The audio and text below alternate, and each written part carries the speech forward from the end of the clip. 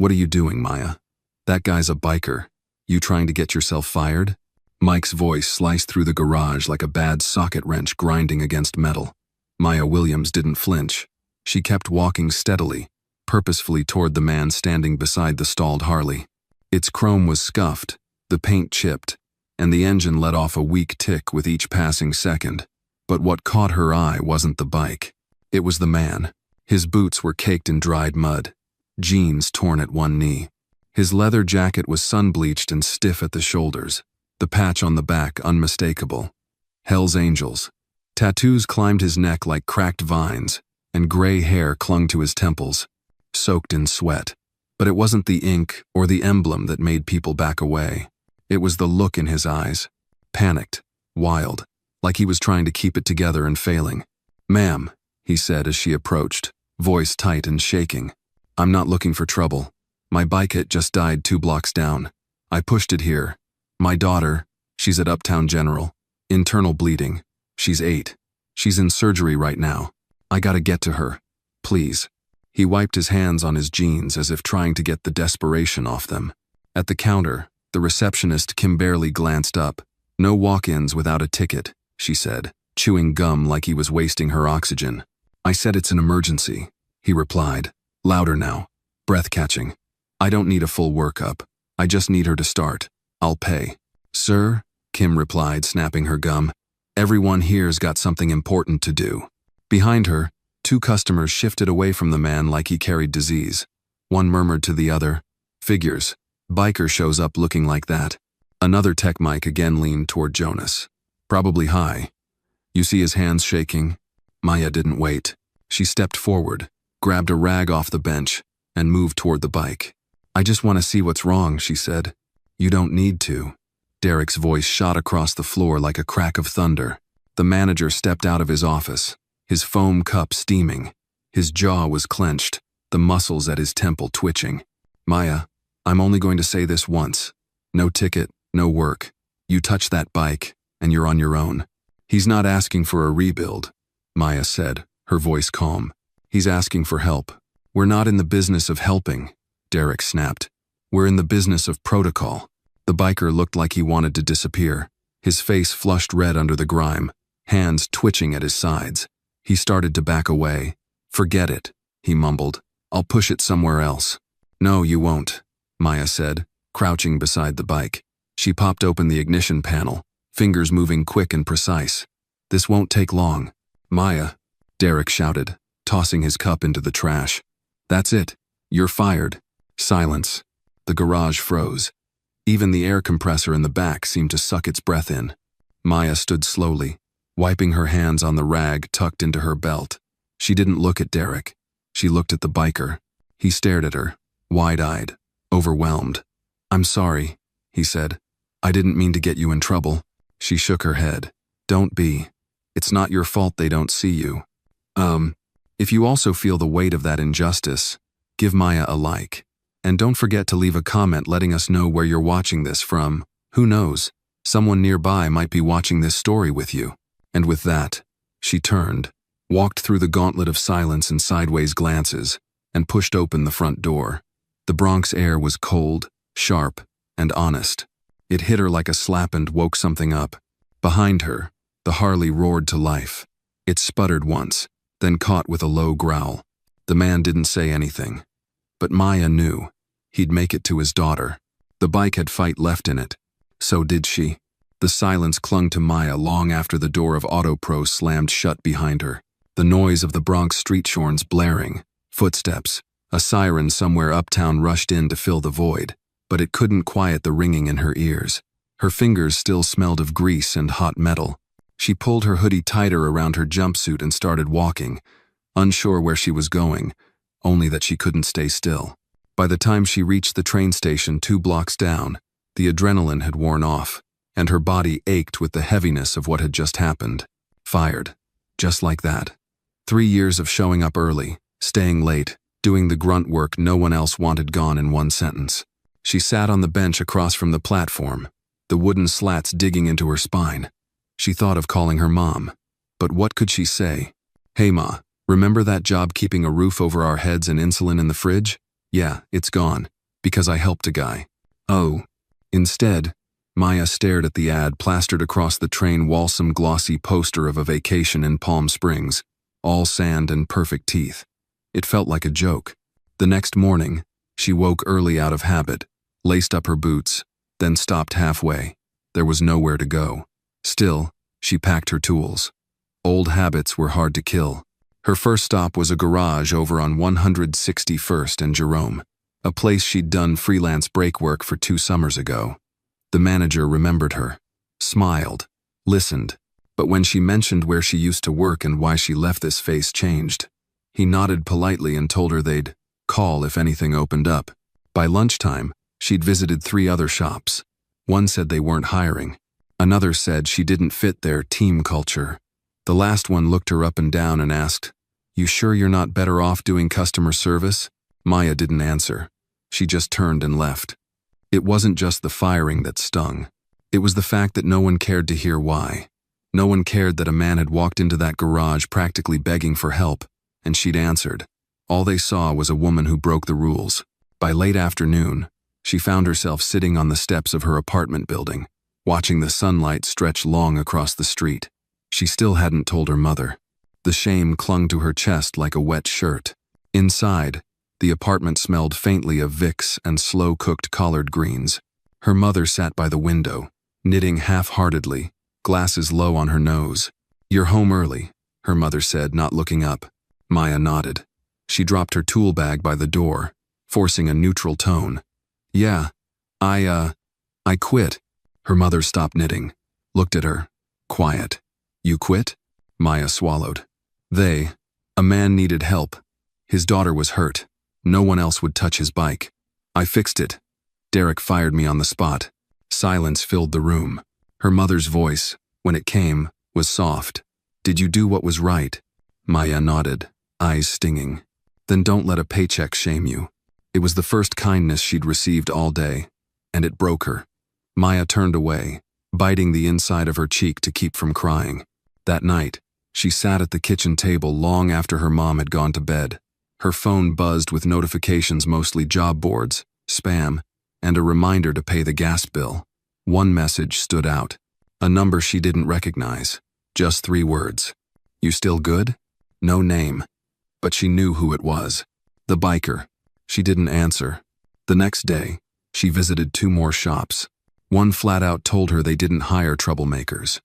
Another handed her a clipboard and said they'd be in touch, though the way they avoided eye contact told her everything. By evening, she found herself walking without thinking. Her boots took her back to Auto Pro out of some combination of habit and stubbornness. She stood across the street, staring at the big roll-up doors and the glow of fluorescence inside. They were still open. Life had moved on without her, like she never existed. A figure stepped out from the alley beside the building. It was him. He looked different in the daylight. Less like a biker, more like a man who'd seen too much. He had a paper bag in one hand and a coffee in the other. When he saw her, he stopped. "I figured I'd find you here," he said. Maya folded her arms, wary. "You following me now?" He shook his head. "Just came by to check if you were okay." She said nothing. "I didn't mean for you to lose your job," he added, stepping closer. "I know." He extended the coffee. "It's black, no sugar." She took it, not because she wanted it, but because it felt easier than arguing. He nodded at the garage. "They treat you like that often?" "Only when I breathe," she said, deadpan. He chuckled, then sobered. "My name's Ryder, by the way." She looked at him fully now. "Maya." A beat passed. Ryder looked down the block. "I told my brother what happened." She frowned. "Why would your brother care?" He glanced at her. "Because he owns that garage. Well, owns the whole chain. Auto Pro." Maya froze. "You helped the wrong guy, or maybe the right one," he said. "Either way, I wasn't going to let it go." He started to walk away, then turned back. "You ever need a hand or a chance, just call." He tucked something into her pocket. A business card. Plain. No logos, just a name and number. Then he was gone. Maya stood in the growing dark, coffee cooling in her hands, card pressing warm against her thigh. She didn't know what tomorrow would bring. But for the first time since that door slammed behind her, It felt like the world might still have one foot open. The next morning, Maya sat at the kitchen table nursing the cold coffee Ryder had given her. It tasted bitter and burnt, but she drank it anyway. Her mother had left early for her clinic appointment, and the apartment felt oddly quiet without her television murmuring in the background. Maya opened her phone, rereading the name on the business card. Ryder Ellison. Below it, a number. No title, no company logo. Just that plain, stubborn name, like a man who didn't want to explain who he was, but still insisted on being remembered. She hadn't called. She didn't plan to. But at exactly 9:14 a.m., her phone rang. A strange number. She almost let it go to voicemail, but something tugged at her. "Hello? Miss Williams?" A woman's voice. Crisp, formal. "This is Lauren from the Auto Pro corporate office. Our executive director would like to schedule a meeting with you, at your convenience." Maya blinked. What? "Mr. Ellison requested you come in today, if possible." Her breath caught. "Ellison?" "Yes, ma'am. The CEO." She almost laughed, but it came out as a choked cough instead. I'm not sure why he'd want to meet. I believe it concerns a recent incident at our Bronx location. We'll send a car if that helps." Maya hesitated, heart thudding. "What floor?" 18th, the voice replied. "Downtown headquarters, Midtown Manhattan." At 11 a.m., Maya stood in front of a glass tower that shimmered like ambition. The Auto Pro logo stretched tall above the revolving doors, proud and sterile. She wore her best jeans, a navy sweater, and the same boots she'd worn the day she got fired. They still had grease scuffed into the soles. Inside, everything smelled like leather and filtered air. A receptionist smiled at her too politely and handed her a badge. "Please take the elevator to the 18th floor. They're expecting you." The ride up felt longer than it was. The mirrored walls reflected back her tight jaw and uncertain eyes. She adjusted her collar once, twice, but it still felt wrong. When the elevator dinged, a glass door slid open to a waiting area bathed in natural light. Beyond it, an open office space with soft gray carpet and high-backed chairs that looked like they cost more than her entire apartment. "Maya?" a man's voice called. She turned. Ryder stood near a sleek glass conference room. Gone was the leather jacket and dirt-stained jeans. Today he wore a button-up rolled to his forearms and slacks that actually fit, but his stance was the same, shoulders firm, expression steady. "Didn't think I'd see you," he said. "I almost didn't come." He nodded. "Still glad you did." He opened the door and gestured for her to follow. The conference room was larger than the entire Bronx garage.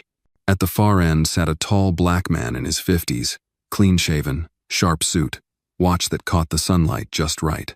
He stood when she entered. "Miss Williams, I'm Isaac Ellison, CEO." Maya shook his hand, her own slightly clammy. "Please have a seat." She sat across from him, Ryder to her right. "I've heard a lot about you in the last 48 hours, Ellison said. "And I'd like to hear it directly. No filters, no spin. Just, what happened?" Maya hesitated, then inhaled, and she told him about the man who came in desperate, about the silence in the room, about Kim and Derek and the way everyone looked at the biker like he was dirt, about how she stepped in and how she got fired. Ellison listened without interrupting, his fingers steepled in front of him, his jaw clenched only once when she described Derek's exact words. When she finished, there was a long silence. "I'm not asking for my job back," she added. "I just want you to know how your people run your shop." "Ugh." Ellison nodded slowly. "I appreciate your honesty and your restraint. Most people would have lit social media on fire by now." "I don't want attention," Maya said. "I want things to work better for the next girl who walks in there." Ryder smiled faintly beside her. Ellison leaned back. "Ryder is my older brother. He helped me build Auto Pro in the early days, before the franchise, before the corporate board. He was under a car before I ever held a wrench. He stepped away a few years ago, but he still matters to this company. So when I found out what happened," his voice trailed off, then sharpened. "I reviewed your file, Maya. You have the highest customer satisfaction rating of anyone in the Bronx branch. Not a single complaint. You work holidays. You take on the worst bays. You train 2 of the current techs who now pretend they outrank you." Maya blinked. She hadn't expected that. And you were fired for helping someone in distress. That is unacceptable. She sat a little straighter. Derek Reynolds was terminated this morning, Ellison said simply. Effective immediately. Maya stared. Wait, really? Ryder answered. Told you we'd handle it. Ellison opened a folder. We're offering you a promotion. Lead technician at the Bronx location. Full benefits. 15% raise. You'll manage the floor. You'll have final say on hires, shop standards, and conduct. Maya blinked hard. Why me? Because you already led by example, Ellison said. And because I want someone on that floor who doesn't wait to be told what's right. She looked down at the folder, at her own name in neat typeface. Something about it felt surreal. I need a minute, she whispered. Take all the time you need, Ellison replied. But she didn't need long. She looked up, locked eyes with both men, and nodded. Yes, she said. And this time, when she walked out of the office into the elevator, it wasn't as someone who had just lost everything. It was someone who was just beginning. Maya stepped out of the AutoPro tower with the folder clutched tight in her hand, its sharp edges pressing into her fingertips. The midday sun was brighter than she remembered, bouncing off glass and steel, casting long shadows across Midtown. She stood still for a moment near the curb, letting the noise of the city wash over her horns, voices, construction clatterand. Then she exhaled. Lead technician, a raise, her own team, her own rules. It didn't feel real. Not yet. She took the subway back to the Bronx, the folder tucked under her coat like something sacred. Her reflection in the window stared back at her, calm on the surface, but with fire behind the eyes. She wasn't just getting her job back. She was getting a seat at the table. And for the first time in her life, she wouldn't have to whisper to be heard. When she stepped off at 149th Street and walked the remaining 4 blocks to her building, she found her mother on the stoop, knitting needles in her lap, eyes squinting in the winter light. Well? Her mother asked without looking up. Maya lifted the folder and gave her a half smile. They offered me more than just the job back. Her mother raised an eyebrow. How much more? A new title, a raise, control over hiring, floor management. She hesitated, then added, they fired Derek. Her mother let out a slow breath and set the knitting aside. Good. That man's mouth was poison. Inside, Maya spread the documents out on the kitchen table, rereading every line, every term, just to be sure. She wasn't imagining it. This was real. Still, something gnawed at her. Something deeper than pride. Something closer to weight. She couldn't just go back and act like nothing happened. The next morning, she returned to the Bronx AutoPro location not as a visitor, not as the girl at Bay 4, but as the new lead tech. The reception area was quiet when she entered. Kim, the receptionist, blinked when she saw her. Can I help you? Then recognition settled on her face. Oh, Maya gabe apolitenod. Morning, Kim. Is Jonas in? Kim's mouth opened, then closed. I think he's in the back. Maya walked past her and headed straight for the garage floor. The air smelled like oil and old rubber, just as she remembered. Sparks popped from a welding station near the corner. Jonas stood hunched over an open engine, earbuds in, oblivious. She tapped his shoulder. He jumped, pulled out an earbud, and turned. Maya? He said, startled. In the flesh. He looked around nervously. Are you visiting? She shook her head. I'm not visiting, Jonas. I'm back. He stared. Wait, what? CEO brought me in. Official. I'm lead tech now. His eyes widened. Damn. That's incredible. She studied his reaction. Not condescending, just surprised. She could work with that. Listen, she said. I know how this shop works. The whispers, the looks, the assumptions. I'm not here to play that game. I'm here to change it. So if you're on board, great. If not, step aside. Jonas nodded slowly. I'm on board. By noon, word had spread. Some techs nodded respectfully. Others avoided her entirely. A few like Mike stood in a quiet corner, murmuring and watching. She didn't approach them. Not yet. Let them adjust. Let them stew. Later that day, she found an email waiting for her in her new company inbox. The subject line, Internal Equity Audit, Authorized Access. Attached were reports, long, cold documents, numbers, graphs, incident logs, She scrolled through them, each entry like a punch to the gut. One line caught her eye. Employee name, Maya Williams. Incident type, non-compliance. Action taken, immediate termination. Manager, D. Reynolds. She stared at it for a long time. They really had made her disappear with one line. That night, she sat on the fire escape outside her window with a notebook in her lap. She flipped it open and started writing. Not out of anger, but out of clarity. She wrote about the day the biker came in. She wrote about the silence, the looks, the heat in her chest when she made her choice. And she wrote one line at the top of the page, circled in red. We don't see people like her. The next morning, she uploaded her first podcast episode. It was raw, unedited. Her voice, steady but personal, filled the space between breaths. This isn't about revenge, she said. This is about recognition. About what happens when you do the right thing and still get punished. This is about what we lose when we stop seeing each other as people. She hit publish before she could talk herself out of it. By evening, the episode had 7,000 plays. Comments poured in from auto workers, nurses, teachers, parents. I've been there. Thank you for saying this out loud. I thought I was alone. At Auto Pro headquarters, someone forwarded the episode to Isaac Ellison. He listened with the volume low, face unreadable, Ryder sitting across from him. She's not holding back, Ryder said. She shouldn't, Ellison replied. Ryder nodded. Then let's not waste this. Back in the Bronx, Maya's second day on the job ended with a call from corporate. They wanted to meet. Not about a promotion, not about policy, about something bigger, something that might rewrite the whole damn playbook. Maya hung up, heart pounding. Then she looked around the garage floor, at the smudged windows and stained walls and the men who now gave her just a little more space when she walked by. She didn't need their approval. She had her voice. And now, the world was starting to listen. It was strange how quickly a voice could travel. Within 48 hours, Maya's podcast episode had crossed state lines. A former welder in Ohio sent her a message saying he'd cried listening to her.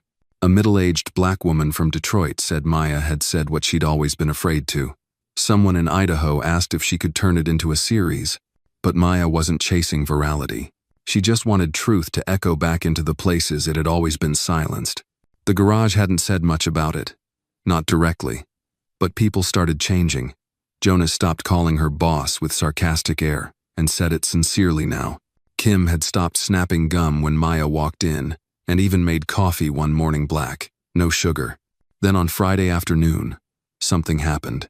A man in a gray blazer showed up around 3 p.m., clipboard in hand, smile too practiced to be genuine. He asked for Maya at the front. Kim called over the intercom, voice stiff. Maya, you've got, someone. She stepped out from under the lifted chassis of a Chevy and walked toward the front, wiping her hands on her coveralls. You looking for a service or... The man extended his hand. David Quinn, Corporate Affairs. Maya raised an eyebrow. Did I do something wrong? He chuckled lightly. Not at all, but Mr. Ellison would like to meet with you again. Tomorrow, conference room at HQ. Will. Maya glanced down at the clipboard. Is this about the podcast? I think it's about what comes after it, he replied. The next morning, the elevator doors slid open again on the 18th floor. She wasn't nervous this time, just clear-headed, focused. She wore the same boot-scuffed, stained, unapologetically real. Inside the conference room sat Isaac Ellison and Ryder. A third person was there, now a woman with silver hair and horn-rimmed glasses, tablet in hand. Welcome back, Ellison said. Maya, this is Dr. Elaine Rogers, corporate social equity consultant. She's advising us on structural change. Maya shook her hand. I've listened to your episode 3 times, Dr. Rogers said. The clarity in your story, it's rare. You didn't blame, but you didn't soften the truth either. Maya sat down.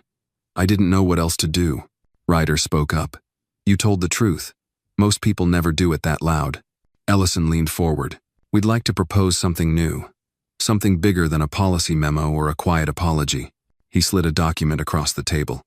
We're launching an internal equity initiative company, wide. And we want your voice at the center of it. You'd lead employee narratives, build the platform, help guide workshops for leadership teams. We'll make sure you're trained, compensated, Respected. Maya looked down at the paper. She wasn't sure what to feel. There was excitement, yes, but also hesitation. "I'm a mechanic," she said finally. "I fix things. With my hands, with bolts and torque wrenches. I'm not trained to do all this." Dr. Rogers smiled. "And yet here you are." Ellison folded his hands. "The truth is, Maya, you fixed something more important than a motorcycle. You shifted the air in an entire organization. You made us look at what we refuse to see. That's a mechanic's instinct, knowing where the tension is and how to release it." She looked at him for a long moment. "I didn't plan any of this. I didn't think about justice or power. I just saw someone who needed help, so I helped. And they punished you for it," Ryder said. "But now, you're the one writing the next chapter." Maya leaned back in the chair. Her voice was quiet, but firm. "I'm not doing this unless it means something. Unless it touches the floor workers, the shop kids, the women who keep their heads down because they're scared to speak." Dr. Rogers nodded. "That's exactly why we're asking you." Maya looked down at the paper again and signed. The next week was a whirlwind. She split her time between the Bronx garage and headquarters. In the morning, she ran diagnostics and rebuilt alternators. In the afternoons, she sat in front of a microphone and recorded stories. Not just her own, but others, too. She interviewed a young Latina in Phoenix who was denied promotion because her boss said she smiled too much. An older technician in New Jersey who had trained 3 men who all got promoted ahead of him. A trans employee in Chicago who had to use a different locker room for 2 years because management didn't want complaints. She wove their voices together, raw and unscripted, and turned them into a series called Under the Hood. The first episode aired on Autopro's internal network. Every shop was required to listen during staff meetings. She didn't expect much, but then the comments started flooding in. From Alabama, "I never saw it this way. Thank you." From Portland, "You spoke what I've been thinking for years." From inside her own Bronx garage, Jonas came up to her afterward. "I didn't know about your mom, or the stuff you put up with before. I saw you as quiet, not strong." Maya looked at him. "Quiet is not the opposite of strong, Jonas. Sometimes, it's the beginning of strong." He nodded, and this time, there was no sarcasm. Just respect. Later that week, she received an anonymous envelope at her locker. No note, just a single spark plug inside. On the base, someone had scratched the words, "I see you now." She held it in her palm for a long time. In a garage that once erased her, her presence was now carved into the steel, and it had only just begun. On a cold Monday morning, the Bronx garage was quieter than usual. The usual soundscape metal clinks, muffled laughter, half-hearted insults was strangely absent.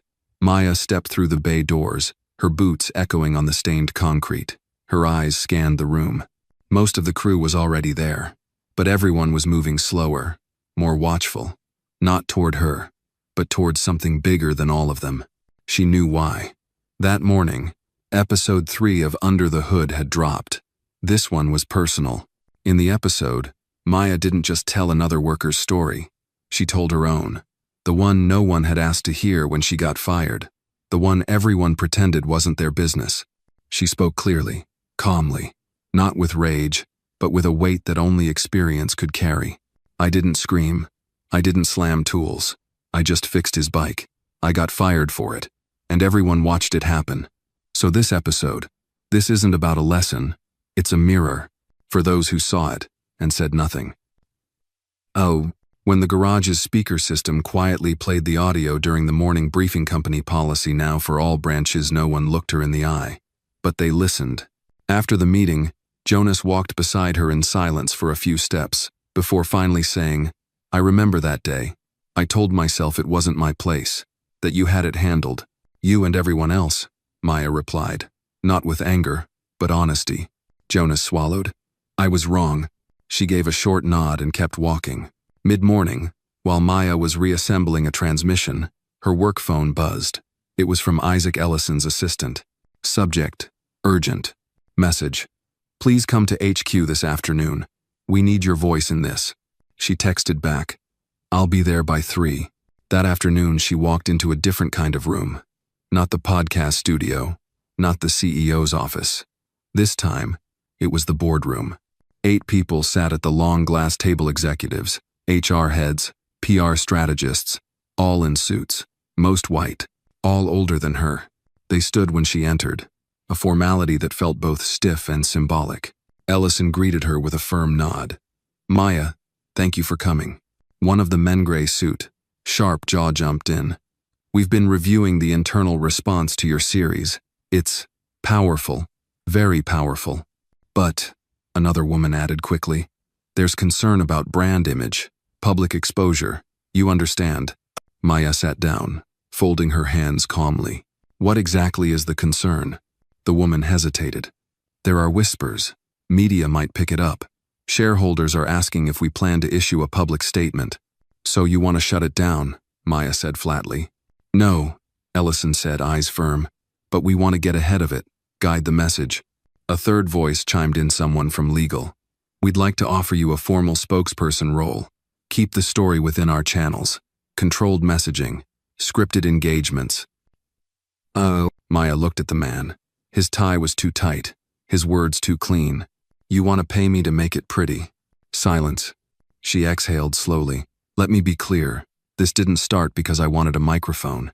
It started because no one would look me in the eye after they watched me get erased." "Maya," Ellison said, gentler now, "you're not being erased anymore." She met his gaze, unwavering. "Then don't ask me to act like it didn't happen." He nodded slowly, respect blooming in the lines around his eyes. "If we're doing this," Maya continued, turning back to the table, "we're doing it real. That means unscripted episodes. It means involving more workers. It means accountability, not curated sound bites." The woman in HR shifted uncomfortably. "That's risky." "So is silence," Maya replied. There it was, the quiet that follows truth. Finally, the woman, after a long pause, nodded. "Okay." 3 days later, Maya stood in front of a camera crew at AutoPro HQ, but not as a brand face, as a human being. The new campaign, titled "This Is Us, Unfiltered," would feature real employees across departments: mechanics, clerks, janitors, speaking about respect, race, gender, and the unspoken rules they'd survived. Maya's episode would be the first. Before they started rolling, the producer asked her, "Any script you want us to follow?" Maya smiled, subtle. "I already lived the script, just press record." When the red light blinked on, she began. "I don't think I'm brave. I think I got tired. Tired of fixing things no one wanted to admit were broken. Tired of working twice as hard for half the credit. Tired of swallowing silence." She paused. "You don't need a title to tell the truth. You need courage and a mic." The episode aired company-wide the following Monday. Emails flooded HR, not with outrage, but with relief. People finally felt seen. In the Bronx garage, someone pinned Maya's quote above the break room sink in bold Sharpie: "Don't mistake silence for consent." Later that week, as Maya was packing up to leave the garage, Kim approached her. Not with paperwork, not with attitude, just a quiet voice. "I didn't say anything the day you were fired," she said. "I should have. I see that now." Maya looked at her for a moment, then gave a soft nod. "You see me now. That's a start." And as she walked out into the dusk air, her boots steady on the pavement, she realized something. She hadn't set out to lead a movement. She just refused to stay invisible. And now, no one could unsee her again. The next few weeks unfolded like a slow revolution, quiet, steady, undeniable. Across AutoPro's branches, things began to shift. A garage manager in Dallas held his first team-wide listening session and ended it in tears. A young woman in Florida sent Maya a voicemail thanking her for showing us we don't have to shrink ourselves to stay employed. Even at Maya's own Bronx shop, the walls were listening now, but Maya didn't let the spotlight slow her hands. She still showed up every morning in grease-streaked coveralls. She still pulled engines, checked diagnostics, and taught younger techs how to find the real problem before it became a costly one. But now, when she spoke, people didn't glance away. They leaned in. One evening, after a long shift, she stayed behind in Bay 2 to finish a stubborn brake line on a Civic. Jonas hovered nearby, pretending to organize the socket drawer. "You ever think about running your own shop?" he asked, not looking up. Maya laughed under her breath. "Why?" So I can deal with permits and rent and payroll headaches? I'm serious, he said, glancing over. You've got something. Leadership. The kind people listen to. Even the hard-headed ones like me. She didn't respond immediately. The thought had flickered before. In college. In trade school. Even in the silence between layoffs. But dreams didn't survive long when you were just trying to make it to payday. That night, as she walked home, the question clung to her boots. At the apartment, her mother was already asleep. Maya poured herself a glass of water and sat at the kitchen table. The spark plug from weeks ago, the one someone had anonymously given her, still sat by the window. She picked it up, rolled it between her fingers, and stared at the faint words scratched into the metal. I see you now. What would it mean to build something from the ground up, not just for herself, but for women like her? Mechanics with fire in their chest, but no one willing to hand them the keys. The next morning, she brought it up to Ryder over coffee. You ever think about helping open a shop? She asked casually. He paused mid-sip. Your own? Not just mine, she said. A place for women. For people who get dismissed before they even turn a wrench. A place where being underestimated isn't the first thing that happens. Ryder's face broke into a slow grin. Now that sounds like trouble I'd invest in. He pulled out a napkin and scribbled something on it. There's an old garage in East Tremont. Shut down since the pandemic. Good bones. Solid foundation. Owners looking to sell. Maya looked down at the napkin. No logo. No business plan. Just a location and a glimmer. A week later, they walked through the space together. The garage was dusty, full of spiderwebs and broken lift arms. But Maya saw more. She saw light filtering through the high windows. She saw the mural she would paint on the back wall, women, with torque wrenches and safety glasses. She saw bays that wouldn't need permission slips to breathe. They bought the place 2 weeks later. Maya used her corporate bonus, and Ryder chipped in the rest. AutoPro didn't fight her leaving. In fact, Ellison offered to match a portion of her seed funding on one condition. Maya would continue consulting on company culture, recording quarterly episodes of Under the Hood, and training regional leads on equity practices. She agreed, and then she got to work. The new shop opened under the name Mitchell Motors. Not fancy, not trying too hard, just hers. The sign was welded by hand, Maya insisted. No neon, just raw steel, curved at the edges. Jonas asked to join her team on day one. Kim sent flowers with a note. For the first boss I ever wanted to be honest with. At the grand opening, Maya stood in front of a crowd of community members, friends, former co-workers, and news crews.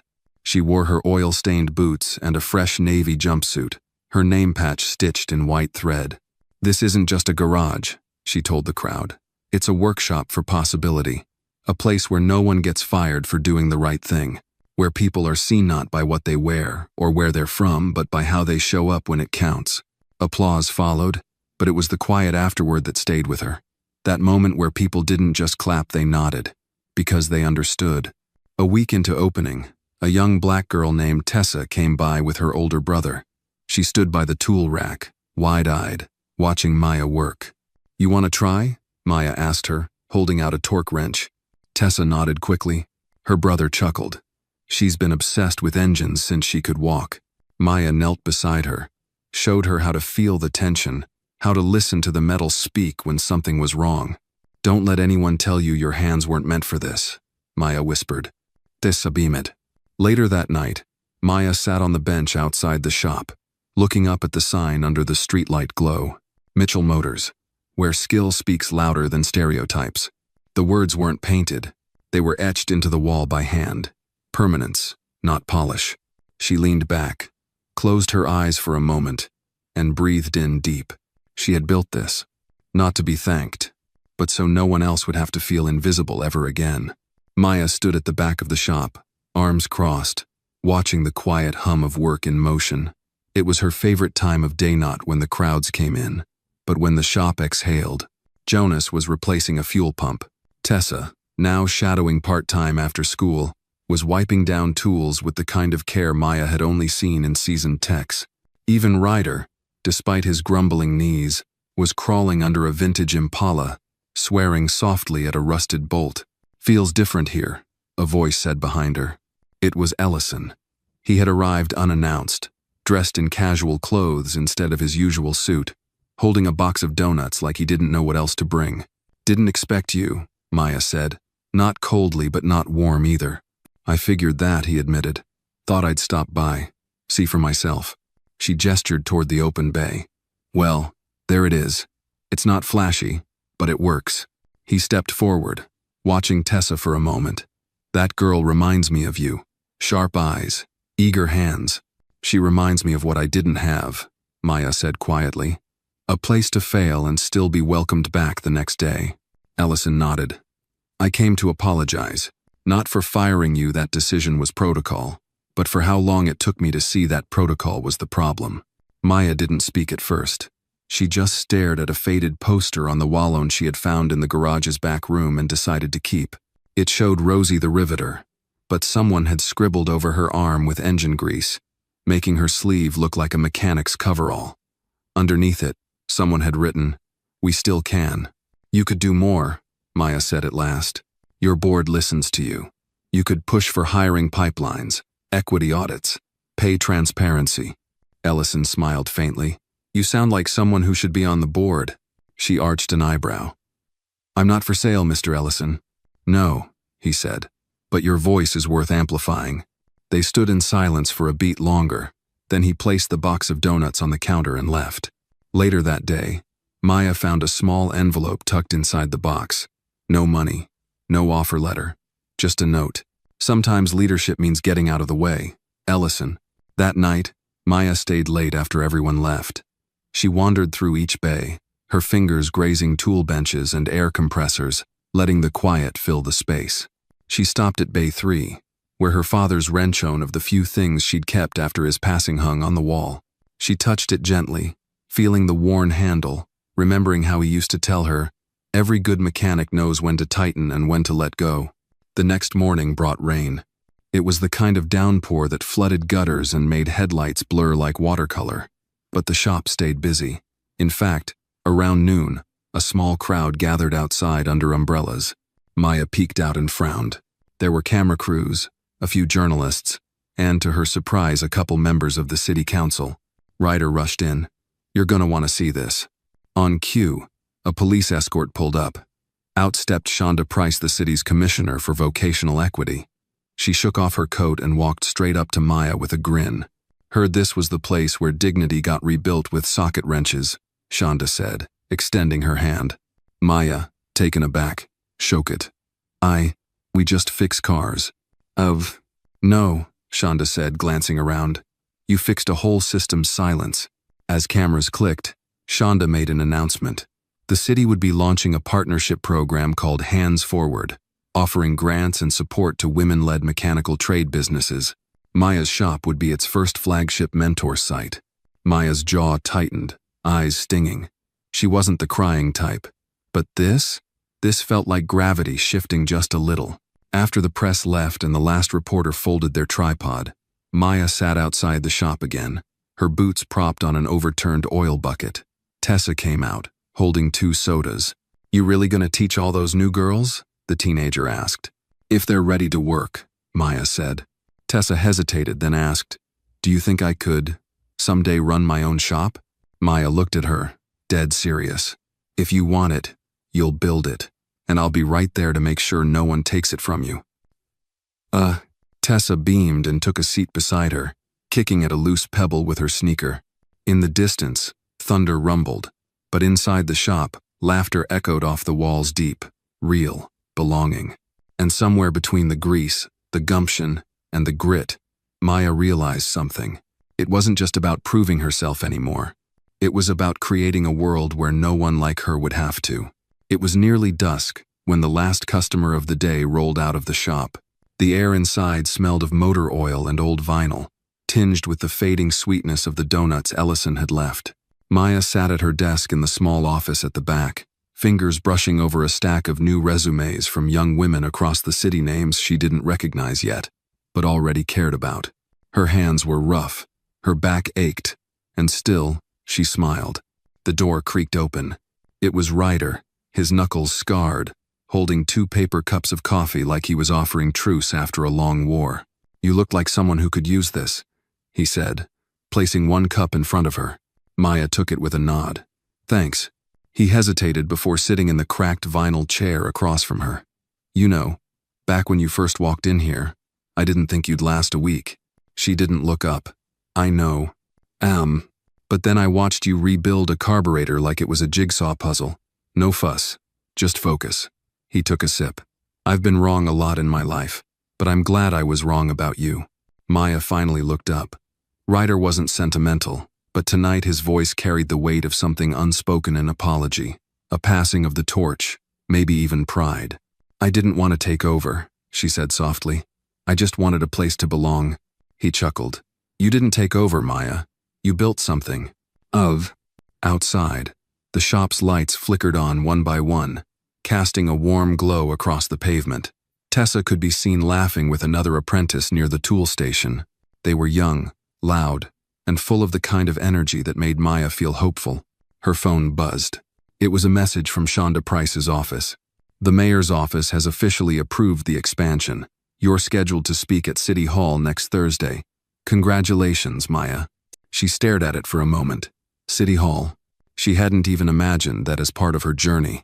But then again, none of this had been part of the plan. You ever get scared? She asked Ryder suddenly. He raised a brow. You think I got these white hairs from restful sleep? Maya laughed. I mean now. Of failing. Of messing up when people are watching. He leaned forward, his tone serious. Always. But that's what means you're doing something that matters. Later that week, Maya stood before the city council, the bright lights overhead making her sweat through her blazer. Cameras clicked. Faces watched. She cleared her throat. I'm not a politician, she began, her voice steady but low. I'm a mechanic. My hands know bolts and gaskets better than microphones. But I know what it means to be ignored, to be underestimated, and I know how powerful it is when someone finally says, I see you. And she looked out into the crowd and spotted familiar faces. Tessa, sitting in the second row. Ryder, in his best shirt, looking uncomfortable but proud. Even Ellison, standing in the back, silent but unmistakably present. We don't fix broken systems with speeches, she continued. We fix them by giving people the tools, the space, and the belief that they can build their own engines. That's what my shop became. That's what this city can become. The applause that followed wasn't thunderous. It was deep, sincere, the kind that came from people who understood what it cost her to stand there. After the event, as the room emptied, a woman approached Hera Stranger, older, with hands weathered from work. My granddaughter wants to be a welder, the woman said. She didn't think she could, but then she read about you. Maya blinked. Her throat tightened. Tell her she can come by the shop any time. We'll find her a place. Oh. That night, back at the garage, Maya found herself alone. The bays were dark, the air quiet. She sat in the same corner where she used to clean tools as an apprentice, before anyone knew her name.